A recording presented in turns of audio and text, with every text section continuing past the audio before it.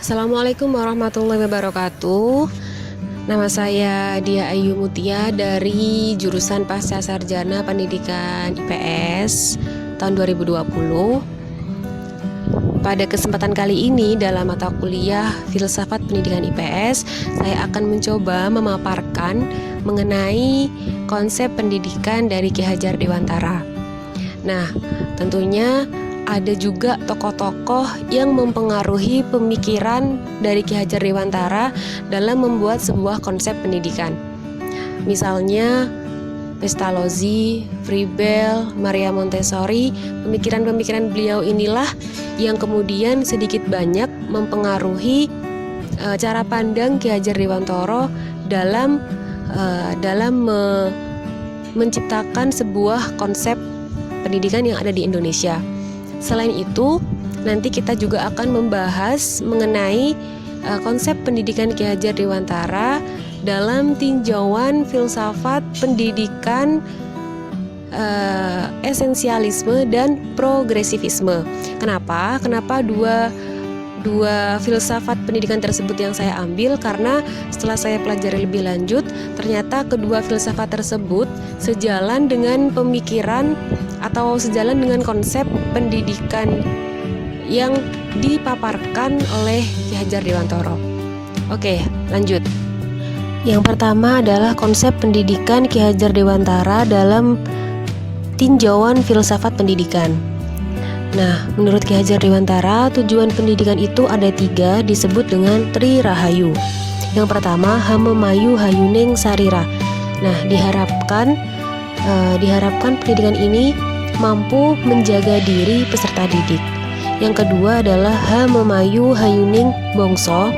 Nah, tujuan daripada pendidikan itu menurut Ki Hajar Dewantara, selain mampu menjaga diri seorang peserta didik, haruslah mampu juga menjaga dan membangun negara.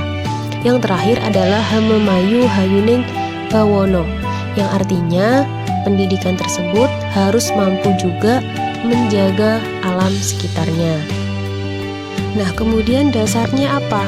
Dasarnya yaitu Triloka. Triloka ini adalah 3 dasar dari kerja pendidikan menurut Ki Hajar Dewantara yang kita sepertinya sudah tidak asing.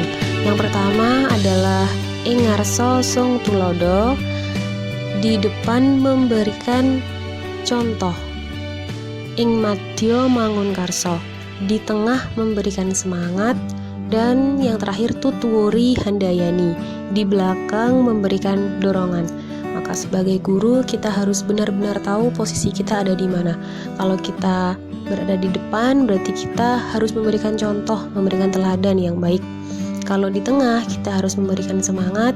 Dan ketika kita di belakang, maka kita harus memberikan dorongan yang artinya memberdayakan, menguatkan, membiarkan potensi-potensi yang luar biasa dari peserta didik untuk keluar.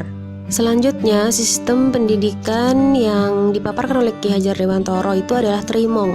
Kalau tadi filosofinya atau tujuannya itu adalah Tri Rahayu, dasar kerja pendidikannya itu adalah Triloka, dan sistem pendidikannya itu adalah Trimong. Yang pertama, momong. Jadi seorang pendidik itu harus merawat dengan penuh kasih sayang, menanamkan kebiasaan-kebiasaan baik. Yang kedua adalah among, memberi contoh tentang baik dan buruk tanpa harus memaksa atau mengambil hak asasi seorang peserta didik. Yang terakhir itu adalah ngemong. Jadi momong dan ngemong itu ternyata berbeda. Kalau ngemong itu mengamati, merawat, menjaga sehingga yang dirawat itu mampu mengembangkan dirinya, tumbuh dan optimal. Jadi rupanya ngemong ini lebih butuh banyak kesabaran. Sistem ini dikenal dengan sistem Pamong. Selanjutnya, konsepsi pendidikan Ki Hajar Dewantara dalam tinjauan filsafat pendidikan progresivisme. Progresivisme mempunyai konsep yang didasari oleh pengetahuan dan kepercayaan bahwa manusia itu mempunyai kemampuan-kemampuan yang wajar dan dapat menghadapi dan mengatasi masalah-masalah yang bersifat menekan atau mengancam adanya manusia itu sendiri. Berhubungan dengan itu, maka progresivisme kurang menyetujui adanya pendidikan yang bercorak otoriter. Nah, konsep Ki Hajar Dewantara pada sistem Among mengatakan bahwa sistem Pamong yang berjiwa kekeluargaan bersediakan dua dasar. Yang pertama, kodrat alam sebagai syarat kemajuan dengan secepat-cepatnya dan sebaik-baiknya. Kedua, kemerdekaan sebagai syarat menghidupkan dan menggerakkan kekuatan lahir dan batin anak agar dapat memiliki pribadi yang kuat dan berpikir serta bertindak merdeka. Jadi konsep jiwa merdeka ini selaras dengan filsafat progresivisme di mana anak didik diberikan kebebasan berpikir guna mengembangkan bakat, kreativitas, dan kemampuan yang ada dalam dirinya dalam usahanya untuk mengalami kemajuan secara progresif. Yang ketiga adalah konsep pendidikan Ki Hajar Dewantara dalam tinjauan filsafat pendidikan esensialisme. Nah, esensialisme ini mempunyai tinjauan mengenai kebudayaan dan pendidikan yang berbeda dengan progresivisme. Kalau progresivisme itu secara harfiah progresif yang berarti kemajuan, menganggap bahwa banyak hal itu mempunyai sifat yang serba fleksibel dan nilai-nilai itu berubah dan berkembang, maka esensialisme menganggap bahwa dasar pijakan semacam itu kurang tepat. Konsep pendidikan Ki Hajar Dewantara dibandingkan dengan filsafat pendidikan esensialisme sangat mirip, karena esensialisme berpendapat bahwa pendidikan harus didasarkan pada nilai-nilai kebudayaan yang telah ada sejak awal peradaban umat manusia. Kebudayaan yang diwariskan merupakan kebudayaan yang telah teruji oleh segala zaman, kondisi, dan sejarah. Nah, nilai-nilai kebudayaan bukanlah nilai-nilai yang statis, tetapi juga mengalami kemajuan. Ki Hajar Dewantara mengatakan hendaknya usaha kemajuan ditempuh melalui petunjuk trikon, yaitu kontinu dengan alam masyarakat Indonesia sendiri. Artinya, secara kontinu, kebudayaan harus diestafetkan atau diberikan kepada generasi penerus secara terus-menerus. Kemudian, konvergen dengan budaya luar. Artinya, menerima nilai-nilai budaya dari luar dengan selektif dan adaptif dan akhirnya bersatu dengan alam universal dalam persatuan yang konsentris, yaitu bersatu namun tetap mempunyai kepribadian sendiri dan ciri khas dari Indonesia.